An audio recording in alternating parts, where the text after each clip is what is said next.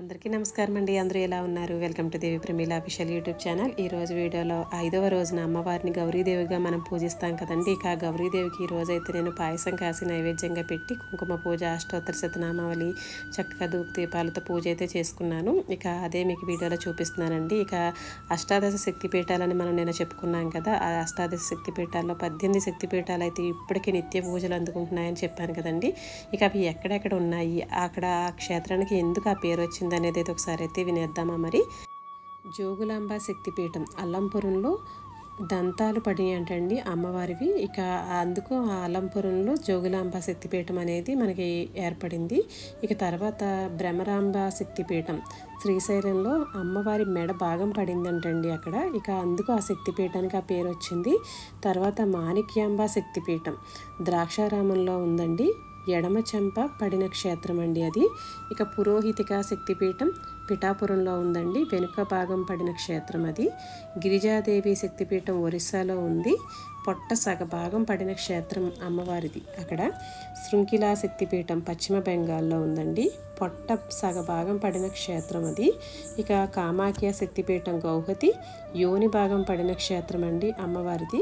మాంగళ్య గౌరి శక్తిపీఠం గయలో ఉందండి. ఛాతి భాగం పడిన క్షేత్రం అది. విశాలాక్షి శక్తిపీఠం అంటే కాశీలో ఉందండి. ముక్కు భాగం పడిన క్షేత్రం అది.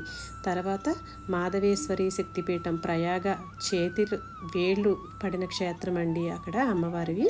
ఇక వైష్ణవి శక్తిపీఠం హిమాచల్ ప్రదేశ్లో ఉంది. తలభాగం పడిన క్షేత్రం అండి అది. మహాకాళి శక్తిపీఠం ఉజ్జయినిలో ఉంది. నాలుక భాగం పడిన క్షేత్రం అండి అక్కడ మహాకాళి శక్తిపీఠం అంటారు. ఇక ఏకవీరాదేవి పీఠం అంటే మహారాష్ట్రలో ఉందండి. ఎడమ చేయి పడిన క్షేత్రం అది. మహాలక్ష్మి శక్తిపీఠం కొల్హాపూర్లో కంటి భాగం పడిన క్షేత్రం అంటండి అది అక్కడ అమ్మవారిది. తర్వాత శారదా శక్తిపీఠం శృంగేరి అంటే కుడి చేయి పడిన క్షేత్రం అండి. శృంగేరిలో అమ్మవారిది శారదా శక్తిపీఠం ఉంది కదా అక్కడ. చాముండేశ్వరి శక్తిపీఠం మైసూర్లో ఉందండి. జుట్టు పడిన క్షేత్రం అక్కడ.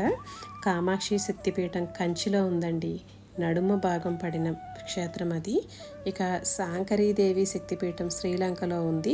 తొడ భాగం పడిన. విన్నారు కదండి మన శక్తిపీఠాల గురించి. వాటిని ఎప్పుడు కూడా మనం కాపాడుకుందాము. ఇక మన నెక్స్ట్ జనరేషన్కి కూడా వాటి విలువ ఏంటి అనేది మనం తెలియజెప్పి వాటిని కనీసం చూడలేకపోయినా వాటి పేర్లతో సహా విని మనం గుర్తుపెట్టుకొని ఇలాంటి మంచి రోజుల్లో చక్కగా ఆ నామస్మరణ చేసినా కూడా చాలా మంచిది కదండి. ఇక ఈరోజు వీడియోలో అంటే ఇదండి. నెక్స్ట్ వీడియోలో మళ్ళీ మనం అమ్మవారి గురించి ఇంకొన్ని విషయాలు అయితే తెలుసుకుందాము. ఇక ఈరోజు వచ్చేసరికి నేను పొద్దున్నే హెల్త్ డ్రింక్ అనేది ఒకటి మన అందరిళ్ళల్లో ఉండేదేనండి. వామ్ అండి. ఒక కప్పు అయితే తీసుకున్నాను ఇలాగా, ఒక చిన్న కప్పు. ఇక ఇది తీసుకొని మనం ఒక పెనం తీసుకొని అందులో చక్కగా మంచి సువాసన వచ్చే వరకు దోరగా వేయించుకోవాలి ఈ వాముని. కాసింత మనకి ఈ వాము ఉప్పు కలిపి తింటేనండి దగ్గు కూడా చక్కగా కంట్రోల్ అయిపోతుంది. తర్వాత కడుపు నొప్పి కూడా బాగా పనిచేస్తుందండి వాము.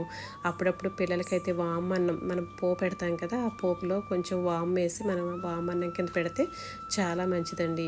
ఇక ఈ వాము కాస్త వేడికిన తర్వాత ఇలాగా కొంచెం దోరగా వేగాక తీసేసి ఒక ప్లేట్లో చల్లారి పెట్టుకుందాము. వేడిగా లేకుండా చల్లారనివ్వాలి. ఇక ఇందులోనే ఏంటంటే మెంతులండి.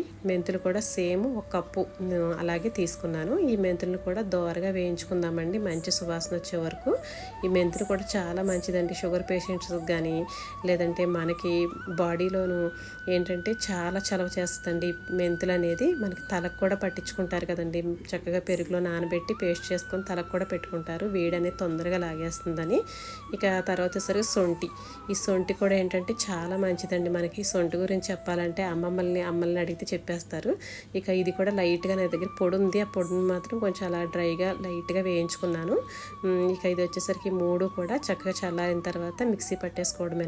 ఎర్లీ మార్నింగే మనం చక్కగా ముందైతే తాగుతాం కదండి గోరువెచ్చని నీళ్ళు. 6 లీటర్ నీళ్ళు, లీటర్ నీళ్ళలోనో మీరు ఎలాగ తాగితే అలాగే ఒక అర స్పూన్ వేసుకొని కనుక తాగేస్తే చాలండి. వీటిని మరగబెట్టాల్సిన పని ఏమీ లేదు. ఇక ఇలా తాగితే కూడా చాలా మంచిదండి. డైజెషన్ సిస్టమ్ అనేది చక్కగా ఉంటుంది. ఇంకా వీడియో నచ్చితే లైక్ చేయండి, షేర్ చేయండి, ఛానల్ని అయితే సబ్స్క్రైబ్ చేసుకోండి. మళ్ళీ మంచి వీడియోతో మళ్ళీ ముందుకైతే వస్తాను. అప్పటి వరకు ఉంటానండి మరి.